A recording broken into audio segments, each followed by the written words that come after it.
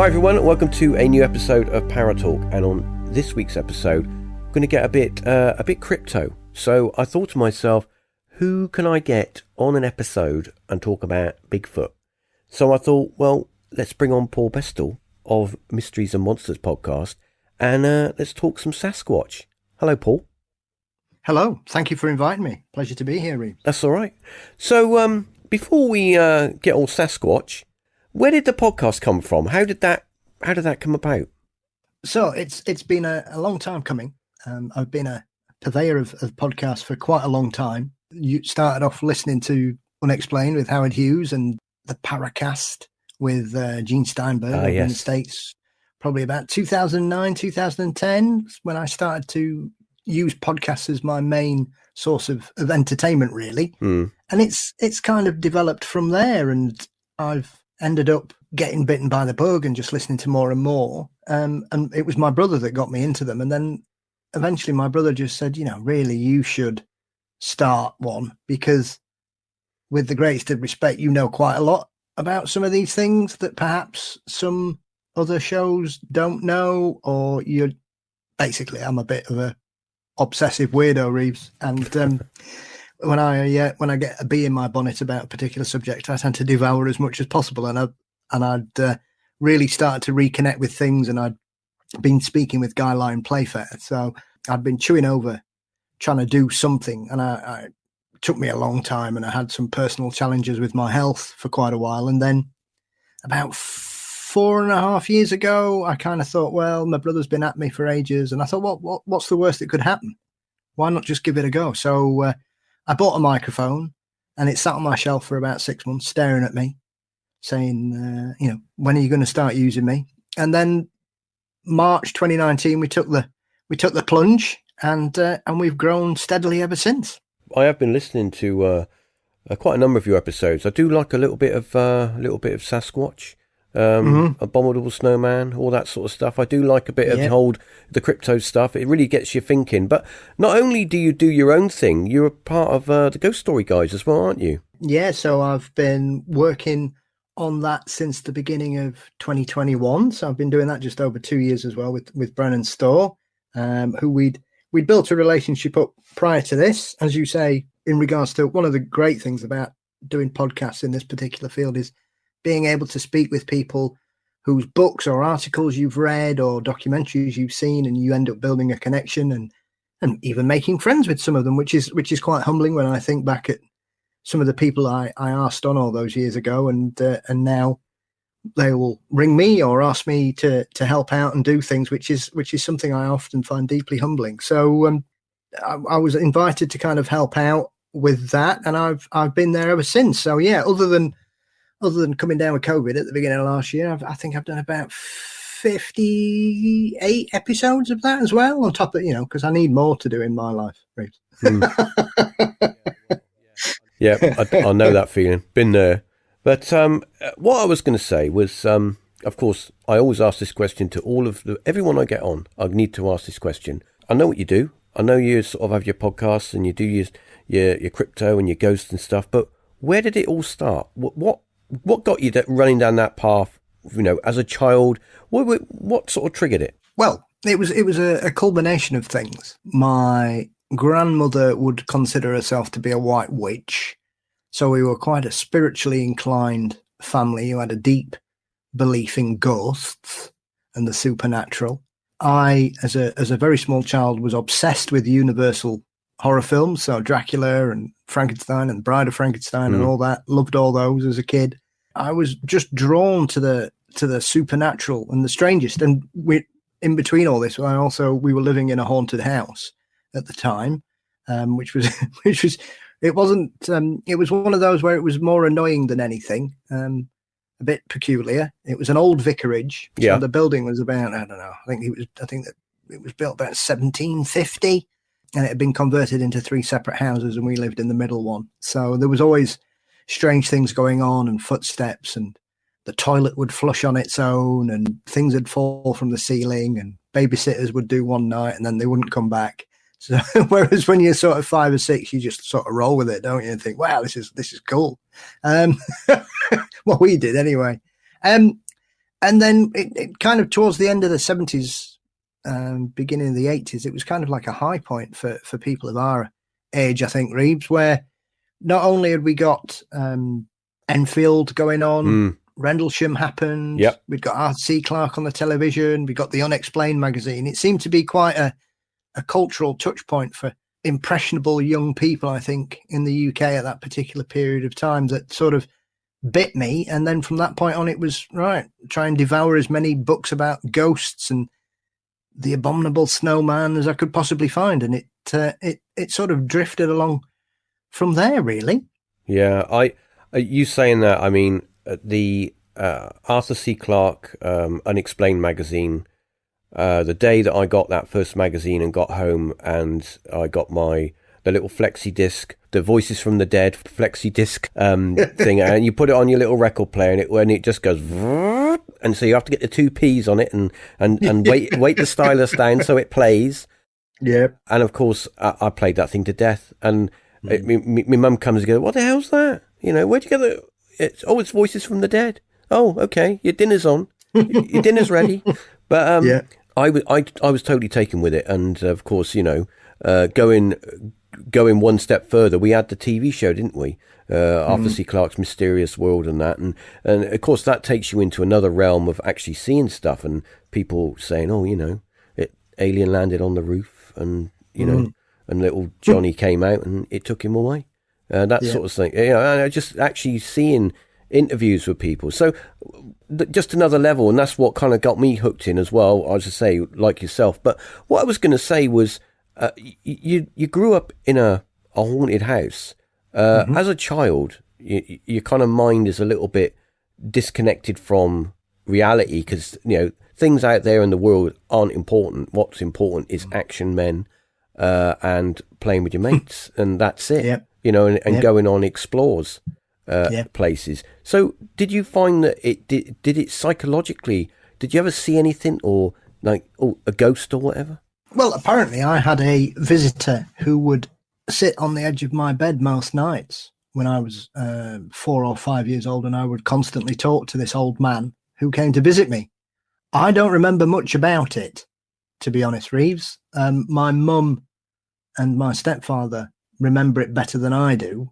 There aren't many. I'm not one of those people who's got sort of a photographic memory for periods of my life. There's not many memories that stick out at that period of time, really. I can remember getting a car transporter for my 3rd birthday and a scooter, and the time we found a giant worm in the front garden, and you know, weird things that you remember as a child. Yeah. But, I remember it very, very vaguely, but it would tend to be a different entity or haunting to what was going on in the rest of the house. The old man wasn't what was going on in the rest of the house because I could see him, and I never saw anything else in the rest of the house. So it's quite peculiar that obviously they would hear me talking often on a night to somebody and just having very pleasant conversations about history, apparently. Well, that's certainly different.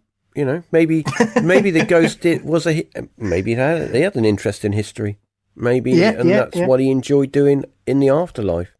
Who knows? I think that when you're a child, your mind is completely, it's not polluted by all the things that you get polluted with when you get older. And I think that your mind is more open when you're a child. I think that a lot of things that we experience, you know, I had this friend and he had a make-believe friend, and everywhere we went, his friend came with him, and he used to talk to his friend. And he would say, "Oh, save some, whatever, he's coming with us." And I'm like, "Oh, I can't see him." And my mate would get really angry. "He's there, he stood right next to you." And I'm like, "I can't see no one." So, so maybe he did. Maybe he was able to see beyond the realms of normal vision or something. I don't know. But I do think that kids are a little bit more disconnected from reality in a positive way, in a good way, as where when we get older, we become more sort of cynical, more kind of shuttered, and our kind of worldview is a little bit more tainted in a way. I don't mean that in a. I don't mean to sound negative or anything, but you know, you get older, you get a bit more. Every day that goes by as you get older, you get a bit more angry about things. So, you know what I mean? So Absolutely. it does have an effect. It has a bit of a knock-on effect. Okay, so moving on. You're grown up now, Yeah, all very right? much so. You've done your childhood. You've grown up. You've left school, all right? And, of course, your thing is kind of cryptos and stuff like that. Where did that interest come from? Arthur C. Clarke, and getting a book. What was it? There was the collection of books that came out at the end of the 70s that are currently just being re-released. The Hamlin, I know the ones. Yeah, Ghosts, UFOs, and Monsters. Yeah. I'd never heard of Sasquatch until I'd read that, and then saw the footage on Arthur C. Clarke back in, when was that? September 1980? Oh, it was got to be early 80s, yeah. Yeah, somewhere around there. And so that kind of, it just really, I don't know why it appealed to me more than the Yeti. I kind of left the Yeti behind. But I like all hairy cryptids from around the world these days, especially the Yowie, I think, has become a firm favourite of mine as well. So it's something there. But the strange thing was I kind of indulged in all these kind of things till I got to about 13 or 14. And then it was something that I just completely put on the back burner for about 20 years, till my mid-30s. I mean, the one thing that I'd stayed with keeping an interest in was obviously during the mid-90s with the X-Files and everything, Reeves. I really devoured a lot of things in that particular era, and started reading the 14 Times, which I'd continued to read all the way through, whereas everything else that I was really interested in, like ghosts and monsters and hauntings and UFOs, just completely fell by the wayside. So until about 10, 15 years ago, I'd kind of left it all behind for about 20 years. So it just, once I went back, I just had probably as more passion for the whole range of subjects than I'd had since I was about 10 years old, I think. Yeah, I understand where you're coming from with that, because when I sort of became a teenager, my brain kind of emptied, and I just wanted to go and get drunk and go to parties and chase girls or whatever. And that's what I wanted to do. I didn't have any interest in doing anything constructive in a way that, reading books or whatever. That all that my interests kind of got shelved. And it was, you say, 20 years. I must have been in my mid-30s when I started to get an interest in it again. I happened to find some books that my dad had given me that I put in a box somewhere. And I kind of read them again, and I thought, this is interesting. And of course, you start to surround yourself with people that are like-minded, and that kind of bolsters your interest as well. Yeah. But I was going to say, when it comes to things like Sasquatch and the abominable snowman and things like that, we always think, well, they all live in America, don't they? All the Sasquatches are in America, or they're in the jungles or whatever. They don't live in England.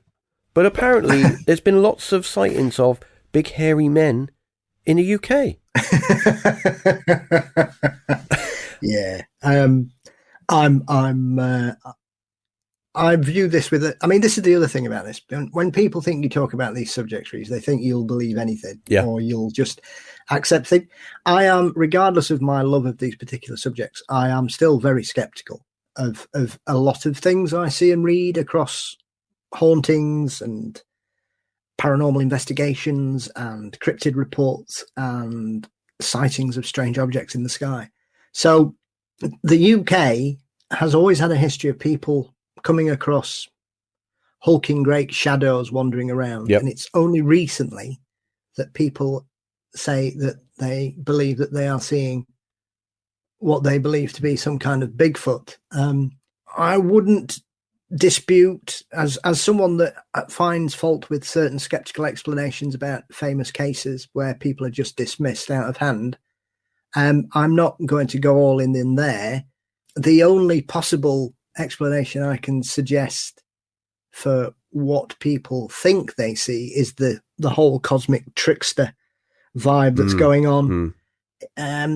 Because it's, I don't know, it's something I find I've got a real hard time with, to be honest. That's not to say I'm right or wrong. However, having heard some recordings of what people have said where it's clearly foxes, I'm dubious. I've know enough about the countryside and the creatures that live in it to know what certain creatures sound like in the middle of the night. And it's a bone of contention. I know I have run afoul of some notable characters who are purportedly promoting the whole British Bigfoot theory. So it's not something I give much time to. I shall say that. So I, well, you answered that question quite concisely. Thank you. So no, but I was going to say, it is a new thing. Yeah, it is a reasonably new phenomenon. The UK Bigfoot phenomenon is a rather new thing, and it's. I'm not saying, I don't mean it's been around for like a week. It's been around for a while, but it's kind of getting sort of people are talking about it. And of course, we've got the hairy man sightings of Cannock Chase, which is a place full of, maybe we'll touch on that in a little bit, but that's a place full of weirdness in itself. Yes. So what I was going to say was, when it comes to people and they have witnessing big hairy beast men or whatever they might be, potentially, I'm not saying, that this is, fact or anything, but potentially, could you think there could be a paranormal factor at play? I don't understand sometimes, Reeves, why one explanation has to explain every aspect of it, because, and I once said this quite flippantly, but the more I think about it, the more sense it can make in certain cases. Is I don't understand if you believe in the supernatural and you have an interest in hauntings. I have a big love of animal spirits and animal ghost encounters and people who have encounters with departed pets or animals appearing in places that they shouldn't be, where they could only be a ghost. And I find it very odd that people are very happy to accept that Bigfoot might be some kind of transcendental creature from another dimension crossing over, or some kind of alien visitor. And nobody ever kind of thinks, well, maybe I'm seeing a ghost rather than anything else. Because obviously in some of the reports, obviously there seems to be a bit of a situation here where that people seem to think there are thousands of reports where Bigfoot seem to be acting very strangely or unusually, whereas really there's not that number of them. There's some very odd cases which you can't sort of poo-poo. Obviously the work Stan Gordon's done over at Chestnut Ridge in Pennsylvania is a prime example of very odd, peculiar, and I've seen encounters and heard witnesses talk about things that defy the law of what we believe creatures in the real world can do. So it would be ignorant of me to dismiss them all out of hand. It is peculiar, but I don't understand why there seems to be some theory, whereas you'll get people who say it has to be flesh and blood compared to others who say it has to be supernatural or interdimensional, Reeves. But why can't it be a bit of everything? Why does it have to be an all or nothing situation? It's the same as ghosts and hauntings. Why do they all have to be the ghosts of departed people? It has to be the ghost of someone that's died. Whereas I think if you look at everything and give a blanket explanation for one particular type of phenomenon, it doesn't take you very long to find massive holes start appearing in that explanation. Regarding, is it grandma or is it something else, or is it a demon? I'm always sort of a little bit on I love ghosts. I love the paranormal. In general, I'm a very open-minded person. I am a little bit. I like to be a little bit skeptical as well. But in general, I'll always look at the most. Be open-minded. Listen to everyone's feedback and kind of draw an opinion from it. But I do think that not everything is. For example, 3 days after my dad died, I was sat in my bedroom in the morning, wide awake, and I heard him call my name like he was in the room with me. So, was that my brain? Was that some sort of subconscious manifestation projecting some audible thing into the ether, or was that my dad come back going, "Oi, oi, I'm still around"? So who knows? I don't know. So I think that's fascinating. But what I was going to say was, I'm not going to run away from Bigfoot just yet. But I was going to say to you that with the paranormal and Bigfoot, and people have been in forests and they've had encounters, and they've said, oh, yeah, I saw the Bigfoot. He was on the ridge. He was having a look. But the weird thing was that when I saw him, the whole forest went dead quiet. or I saw a big fella and he went all shimmering like he was kind of semi-invisible, and then he vanished. What do you think's going on there? What is that? Is that some sort of interdimensional portal thing going on there, or is it maybe someone sort of imagining a little bit, or are they tapping into something else? Well, I think it's one of those things. If you've ever spent any time in the countryside or out camping or hiking or anything at night, there is nothing more unsettling than not being able to hear anything, because it's very noisy out there. Yeah. If you're in a wood at 11 o'clock, trust me, it's very noisy all night. There's always somebody shouting or wherever. Like round here where I live, there's we've got some lovely parks, and we're not far from the Peak District. The noises you hear here at 2 or 3 o'clock in the morning, when you've got owls flying about, squawking their heads off, terrifying people, and foxes screaming and all kinds of stuff. There's always something going on. So, as with anything, usually animals will go very quiet if there's a predator around. When you hear those kind of encounters where people describe the whole atmosphere changing, it's almost as if they're in some kind of sphere of silence. That's a pretty normal response from the animal kingdom to a predator, because you don't want to alert them to your presence. Like I say, it's one of those things. When people describe certain aspects to it, you have to view that encounter based on what you're being told. And I think often, regardless of which side of the fence you're falling on, you can't explain it away just because it doesn't fit into what you think it is. You have to take it on its merits. You might not agree with it. You might not believe it, but you can't dismiss it just because what you're being told doesn't sit comfortably with you. When I think about Bigfoot, it's one of the things I think about is there like a community? Is there like a community of Bigfoots? Like, do they have like I'm not saying they have like shops or anything like that, or live in houses, but you know what I mean? They haven't got jobs. There isn't like a Bigfoot king or anything like that. Well, maybe there is. I don't know.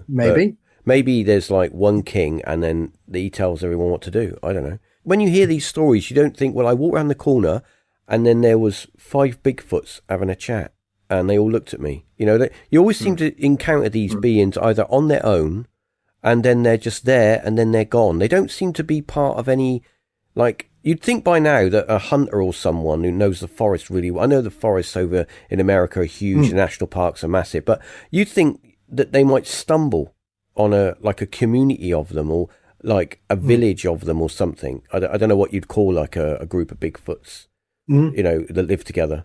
Not all in the same tree or whatever, but you know what I mean. Well, what do you think about that? Would you think that there is pockets of, if they are sort of flesh and blood and not just like paranormal, as in like spirit bears or whatever? Do you think that that's a possibility? Multiple creatures being sighted aren't unheard of. They're rare, but they're not unheard of. It all depends on what type of creature you believe Bigfoot or Sasquatch to be, whichever continent you're looking at, because obviously these spread the entire world, with the exception of Western Europe and Antarctica. Really, every sort of continent has a well-established hairy biped wandering around of some description. We try to prescribe behaviors to creatures we've yet to really discover based on what we know. So people believe that Bigfoot's some kind of giant ape. Then you only have to look at how an ape or monkey population works, where they have hierarchies and they have social groups. But as you say, that makes an excellent point in the fact that most of the time one creature on its own is encountered, and therefore do they then live in a situation where they are more akin to how a big cat lives, where they may have a mate and that'll be them. They don't have a family unit, whereas we know that when you look at other members of the big cat family, you look at lions and tigers, do have some kind of social situation where you'll have a pride of them that live together for beneficial means. So it's interesting, because you can see arguments for and against why people don't see more than one. So I don't know. But when people do see more than one, it's very interesting that we don't tend to see or hear about many juveniles being sighted. There are some amazing encounters where I know when I was speaking with David Weatherly, we were talking about one of the encounters in one of his latest books, and I've forgotten the state it was in. 4 people clearly saw 2 parents and a juvenile playing for several minutes in a clearing, which is one of those that, once again, as we've had recently a study done that said, everybody that sees a Bigfoot is mistakenly identifying a black bear, which is fine if you look at a Bigfoot encounter without any other supporting evidence. That if somebody says, yes, I've seen a Bigfoot, you don't care about what it was doing or what made it stand out. You just go, well, they probably thought it was a bear. If you drill past the actual just sighting, often these creatures are clearly not a bear in the way that they behave, or the way that their limbs move, or the way that they walk.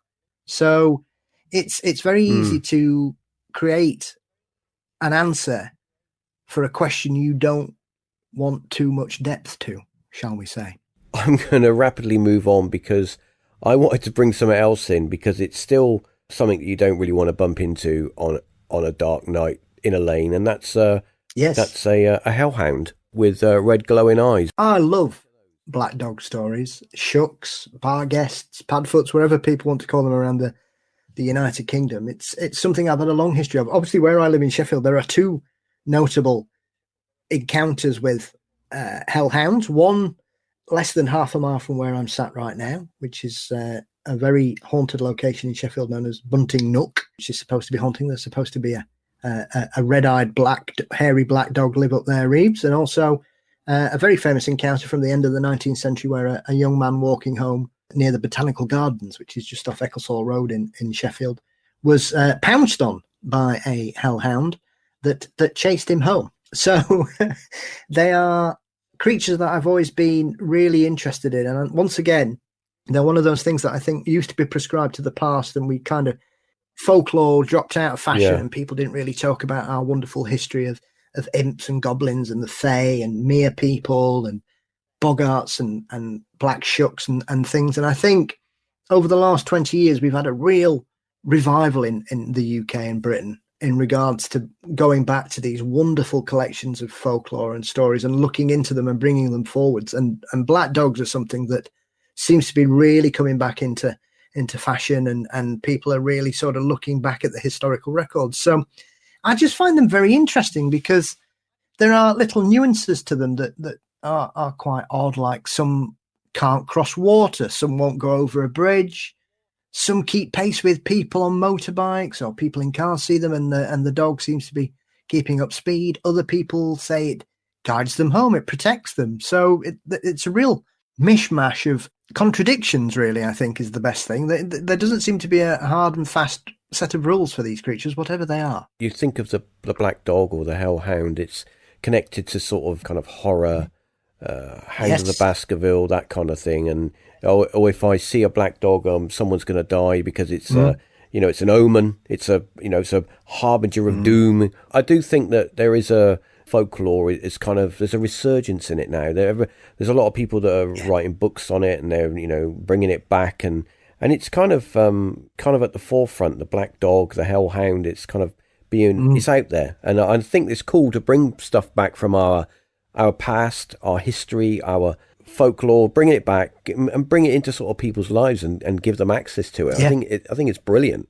So I was going to add to that. I was going to say that with not only hellhounds or black dogs or whatever you want to call them, but what about things like fairies and stuff? Because we think of people, we talk about fairies and the little fairy, he's in the forest and he's a nice little man, and they're little angry. They're little angry gits that don't like you, and they'll lure you in the forest, and you'll become their slave, and you'll never get out of there. Well, I've been very fortunate throughout my life to have friends from all over the place. So I've got some Irish friends, so I've been very aware of how much respect that they still have towards the fae, even into the modern era.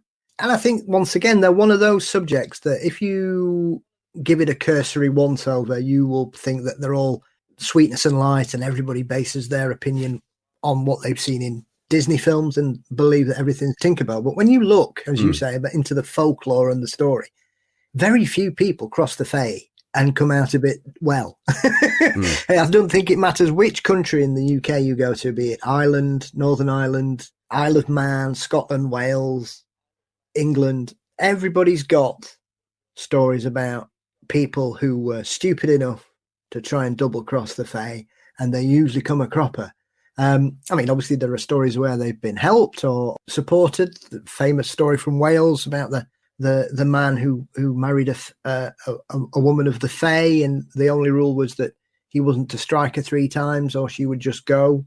Ended up doing so, and she went and took all his cattle with her back to the lake from where she came. People who've been fairy led in the woods or tempted through little portals that they'll see in hillsides and things. So there are numerous stories of these kind of things, but you only have to look at how ingrained the tradition is in Ireland, where people will still plough round hawthorn trees and leave them there, and people will divert roads because they don't want to be upsetting fairy forts. And obviously we've had recent cases in both Ireland and Iceland where they've had road changes made so they don't cause any problems with the fae. So whether I believe in it or not, my understanding of the fae has increased so much since I started doing the show, primarily because I knew next to nothing 4 or 5 years ago about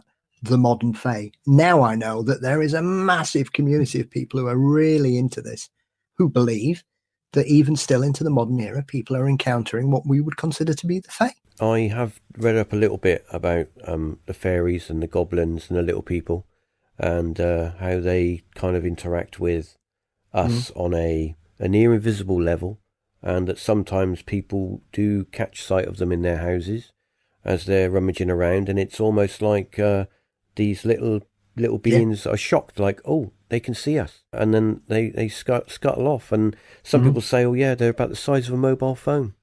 So that's not small, but that's not big. It does make you a little bit unnerving. So if you live in an old house and you hear things and you think, what's that?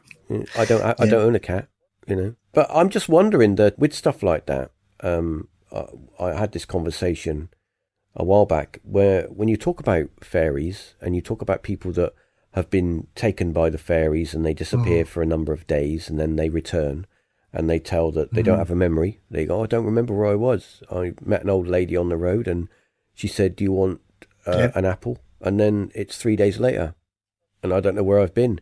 You kind of find a connection maybe with that and the modern day abduction phenomenon where people have visits from the greys or whatever they might be, and they have no memory of an event happening. It's only under hypnosis that they recall that they were taken somewhere. And you look back in history where people have gone and been taken by the fairies and, the fae, and they've had, they were taken to a place where they were made to dance for 5 hours or whatever, or they were taken to a banquet, and then they recall it later that they have very, strange dreams about it. So I'm wondering that with civilization, with our social conditioning, that maybe over the years that we're able to tap into these different phenomenons, and these different phenomenons is not different phenomenons in the sense that they're all different things, that they're all the same thing, that it presents itself in a different way depending on the way that we have been, our pop culture, the way that we've been conditioned. Put it this way. If you go back to 1970s, right, and I say to you, I'm living in the 1970s, and I have a UFO encounter, and I say to you, yeah, Paul, I saw this UFO and it landed, and do you know what? This robot got out, and he came over to me and said something in robot language, and then he told me something, and then got back in his spaceship and left. He was all silver. Well, if you look at pop culture, what was in the TVs and movies back then, it was all like, spaceship films with robots and stuff like that. That was kind of in the public consciousness.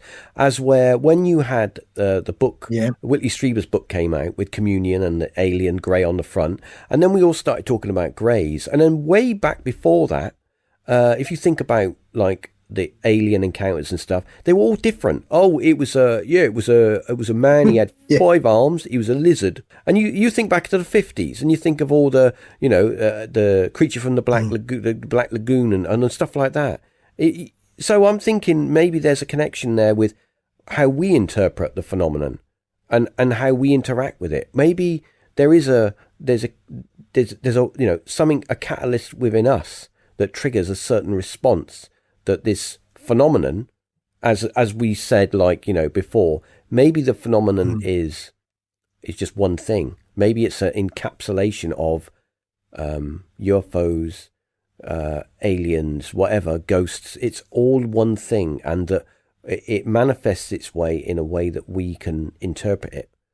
I don't know. It's all just my opinion. I might be talking a lot of old nonsense. Well, I think it was probably an idea that I thought had more validity to it several years ago, as we've just been talking about the Fae, because a lot of social commentators or folklorists would suggest that people no longer see the Fae, they now see the grey. And it's as you touch on there, our cultural absorption that has changed what we encounter. We no longer see the little people of the woods anymore. We see space aliens coming to take us instead.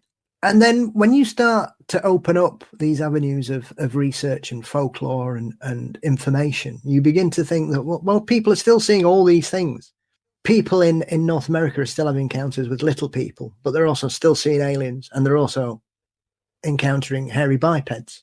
Whereas here in the UK, people are still claiming to have encounters with the Fae of all kinds of shapes and sizes, and also claiming to be in contact with aliens and things like that. And it's very strange how, I think, when you look at the work that perhaps Keel and Valet did, where they were kind of thinking this was some kind of overarching confidence trick on a universal level, I think sometimes it's very easy to prescribe everything under that one banner, but then you start to find things and think, well, why are people seeing fairies and aliens? Surely it should be one or the other. And if people have continued to see certain creatures and not come forward, then surely everybody would be seeing them everywhere, or they would all. It's the cases that don't fit the pattern that I always get really interested in. And you only have to look at, a prime example of that is the explosion in the Dogman phenomenon. I would imagine you'd be hard pressed to kind of dig out any stories, really. You'd find a few, and I'm aware of a few where people believe that they were encountering werewolves in the sort of 18th and 19th century in North America. But now everybody's got Dogman, and I've seen Dogman cases spring up all across the world since Linda Godfrey's amazing work on that particular case, and how it all came to the public consciousness at the beginning of the 90s. So I don't know. Sometimes you just need to take a step back and look at things and think, well, once again, I think it's easier to kind of say everything must be this, because it just stops the possibility of developing your knowledge. The one thing I've found is I thought I knew a lot 4 or 5 years ago before I started doing my show and speaking with people and reading as much as I now do. I now realize I knew next to nothing in the scheme of things. Compared to your normal person, I probably knew quite a lot, but now I realize just how little I knew about everything. Like I said to you earlier, I knew next to nothing about the modern Fae encounters and the people working in that particular field, how folklore was coming back to the fore, and the investigations that were going on, that I believe parapsychology had dropped off the map. I know that isn't the case, and there are several universities in North America that are endeavoring to continually still prove the existence of life after death on a variety of fields. So I think it's a difficult one. It might all be a great big joke, and we all might be having our legs pulled by whatever, but then you begin to think, well, who's responsible then? Who is having this joke? Well, I sometimes think that. I think if it's one thing, then who is that one thing? What is that one thing, and why are they doing it? They must be pretty bored. I've done everything. I've got everything. Yeah. I'm just gonna muck with them. I'm just gonna So I'm gonna make a pig man appear in Cannock Chase. It's one of those strange places that we've got in the UK. We've got 2 or 3 of these areas that are just, as my good friend Paul Sinclair would say, would be extreme case high strangeness of a variety of things. And Cannock Chase is one of those where you've got all sorts going on. You've got people seeing all kinds of strange things, and weird cases that cover all kinds of the Fortean phenomenon, range from UFOs to strange creatures to aliens to people hearing disappearing time slips, people encountering the Fae. There's all kinds of weird things. East Yorkshire's another one. You've got certain areas, certain places in Scotland that have got a reputation as well. So it's one of those areas. I've not been to it for a very long time, so I'm overdue. Primarily to pay homage to the old stomping grounds of Nick Redfern more than anything, I think. It's a fascinating place. Yeah. And what is it, 40 square miles or something of, and they've modernised it a lot now. They've got like a BMX, not BMX, what am I, living in the 1980s? They've got a mountain bike trail there, and they've got a walking trail. They have live music events, don't they, now? They got like a big live thing there. Yeah. So it is very modernised, but also it's very open. You can go off and wander, and people have had some weird stuff. People have seen pigman phenomenon. You've got the poltergeist phenomenon. People have had things thrown at them, strange lights in and around the trees. You've got the dog man as well. Dog man has been seen there, or something like that, and also large dog has been seen. So there's lots of stuff that's gone on there. So maybe there's some sort of intersection there, but I don't know. I mean, it's there's so many things that are written about it. You get to a point where you think, well, what is someone making stuff up here? What is this actually happening? But there is a lot of stuff that goes on there. But before we end this episode, before we were rushing to the end, but I do want to, there's one more thing I want to get your opinion on, because it's one thing that I think that's, it's fascinated me for a long time. And of course, you know who I'm talking about. You're going to know exactly the man that's at the forefront of this. But people who vanish, people who go into the national parks in America and over here and all around the world, and they go or they die in very mysterious circumstances. What's your feelings about that? Terrifyingly creepy cases in all of that. I mean, it is one of those things. Obviously, David Paulides is the person that's probably brought this forward into the modern arena. Really, there have been some incredible cases. I mean, the thing for me in regards to some of these is that some of them are just so baffling that you just can't get your head around it. But I think once again, we also have to take a step back, because there is this arrogance that we have, that because we've got technology, that we can find anybody, we know everywhere, we've mapped everything, and we haven't really, because it doesn't take you long to go.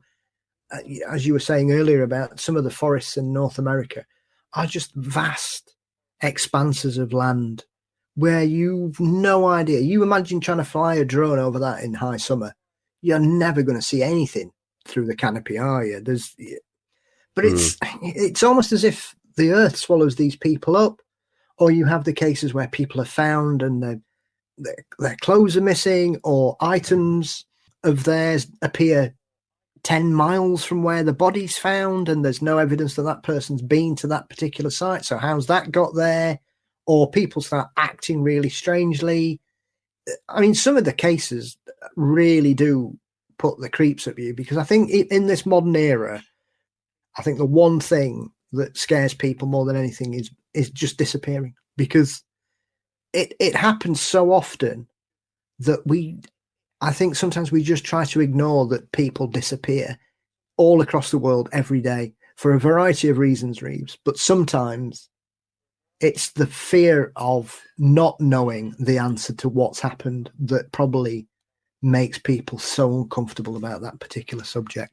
I've kind of read about it for a number of years now, and I've followed a lot of stuff that that's been out there on the internet, and the missing 411 films and stuff. And I think that there are a lot of cases where people have fallen foul of, maybe they've come across someone that they didn't need to come across, or they've come across an angry animal or something, and they've lost their life that way. But there are cases out there where people have just seem to have just vanished off the face of the earth. They've run past someone, they've run around a corner, and then they've gone, they've vanished, and then they have these huge searches, and everyone searches everywhere, down to the square foot. They search everywhere, and then 3 or 4 weeks later, the person's belongings or part of their remains turns up in an area where was searched previously, and you think to yourself, well, how was that missed? And then the other strange thing is where a lot of these people's remains turn up is near water. And it's, there's this water connection where that's unsettling as well, because there's similarities where stuff like that is happening. And it's kind of like as you just said, one of the other unsettling things is where they find people's belongings, and it's almost like those items have been placed there neatly before the person, or they find people and they find the person after a period of time, and the person's clothes are all in the wrong way around, or they've got the wrong clothes on, or it's bizarre. Or little children go missing and they're found, and they tell a story that they met. The bear of the woods looked after me, or I was taken somewhere, and you think, well, what's going on here? These places are vast, and we really don't know what's out there. Anyway, Paul, I think we've come to the end of this episode. I think we've covered pretty much every we've touched on every topic that I had on my list of things to talk about. But what I was going to say to you, what's in store for your podcast in the future? What plans have you got, and have you got anything like special lined up? Well, we're just going to keep trying to find interesting people to speak to. I'm always looking for new guests or people I've not spoken with before.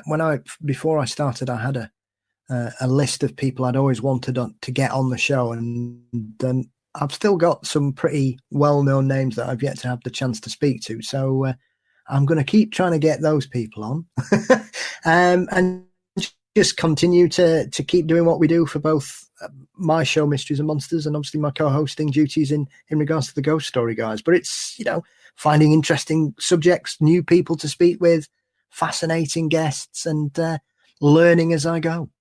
I know what you mean there. It's always good to get, I do enjoy talking to people that are like-minded. And I do enjoy talking to people that also are podcasters, investigators or whatever, because everyone brings a different dynamic to a conversation, and you never really know what you're going to get. And you just put some questions on the table and you think, let's see where we go from there. And I do like those guests, but it is difficult. It is difficult for everyone's so busy now. I think everybody's making up for not being able to sort of do anything for the past couple of years, and they're thinking, well, I want to do all this now and I want to get it all done as quickly as possible. So excellent. We'll keep doing what you're doing. I totally enjoy your shows and your episodes, and likewise. It's good stuff, and as I say, it's always good to sort of have interesting guests on, and I'm sure you'll be back on another episode at some point where we'll do a catch up. I like to do catch ups with people and see what they've been up to. So give it a few months and I'll get you on again. But anyway, I hope everybody out there listening in Paranormal Land enjoyed this episode. I did. As I say, Paul will be back at some point, and I say go check out his podcast. All the links to all what he does is going to be along with this show. So anyway, just thank you again, Paul. Thanks for coming on, and until next time, speak to you soon. Thank you very much. My pleasure. Humbled to have been invited, and I've had a great time. Take care. Thank you, Reeves.